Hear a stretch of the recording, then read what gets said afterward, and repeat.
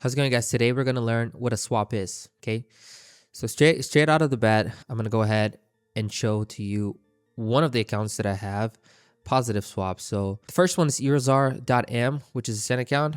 I'm receiving 10 cents. Okay, in this little trade here, it's just a little bit, but it's because I'm trading with only 0.01.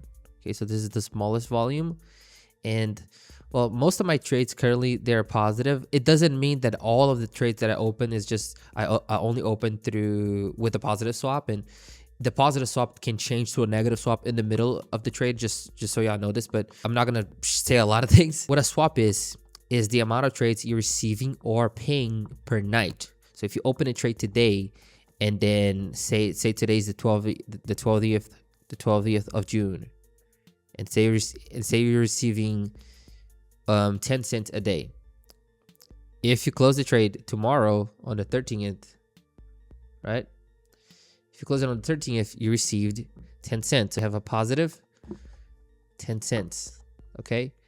In that specific day. So theoretically, the more you hold on to this trade, the more receiving. You can receive $1, $2, $3, $4, $5, 10, etc., stuff like that. Theoretically, right? This can change, but this is the positive swap. You have time in your favor. As with the negative swap, we have one that I opened that is charging me 287. So not only do I have 7.74 negative, but I also have 2.87. So I actually have two things against me. I have the trade going against me, and I also have the time going against me. So if I don't hit the right direction at the right time, I'm going to keep paying. So the more I'm wrong and the longer it passes by, the more I am killing my account, okay? Now, if you open a really low lot size, it's not going to make much of a difference in your account because it's so minor that it doesn't even make a difference. But you have to be always taking that into consideration because you can blow an account just by, being stuck in a position and not closing the trade, and then you're paying for that every day, and then sooner or later your account's going to die because bit by bit, the swap is going to slowly eat up your margin, okay? Now, if I go down to AUD, CAD, and I right click on it and I go to specification, it's going to show me right now how much I'm paying or receiving per day. So the swap long is usually the positive, okay? I mean, not usually, it's always the positive side, okay? Which is receiving money, when I'm receiving money. And the short one is when I'm losing money. So short, when I'm going down, is when I'm losing money. So what does it mean? It means when I'm shooting up, I'm receiving 2.79 on the per lot size. So it's per 001, okay? Per lot size.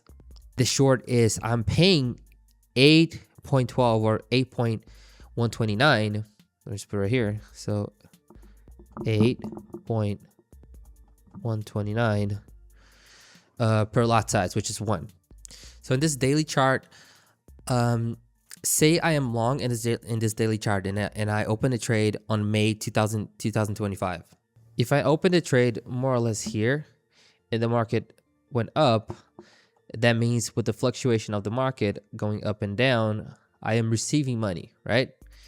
Whereas if I sold here, say I sold right here, right? I had a selling position here. The market went in my favor a little bit, then went up, then went down, then went up, then went down, then went up, and then went up again. And then it kept getting up and it hasn't come back ever since.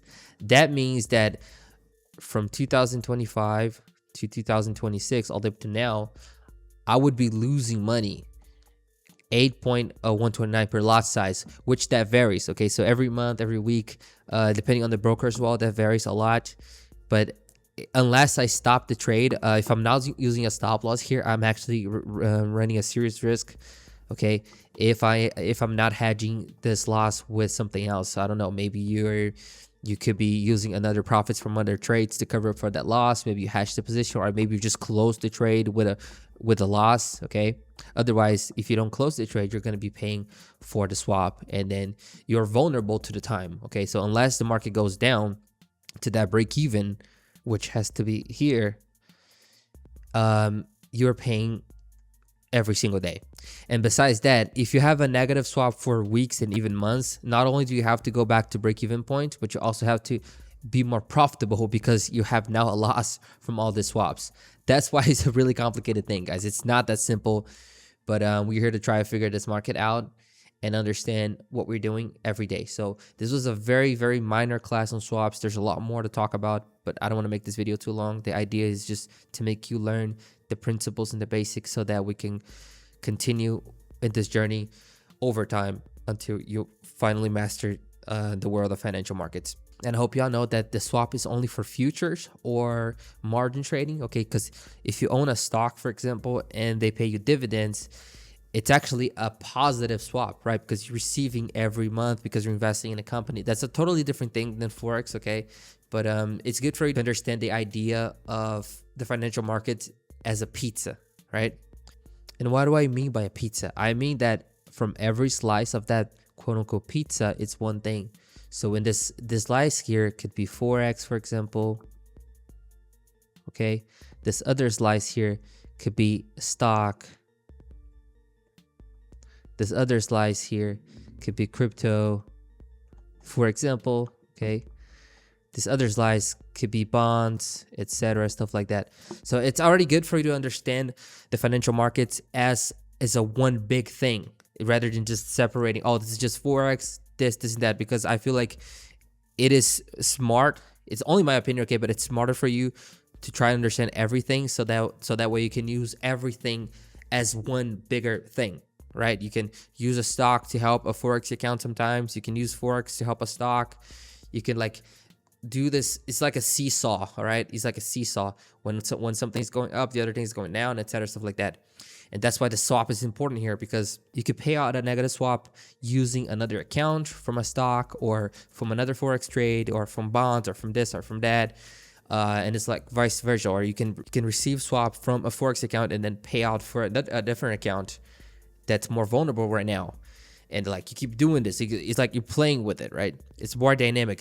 That's why I don't like talking about one specific strategy, because I feel like the strategy is treating the market as a living organism so that we can always maneuver it the best way possible, because the market's always going to be fluctuating up and down, and you have to fluctuate with it, right? Not trying to make something rigid in a not rigid market.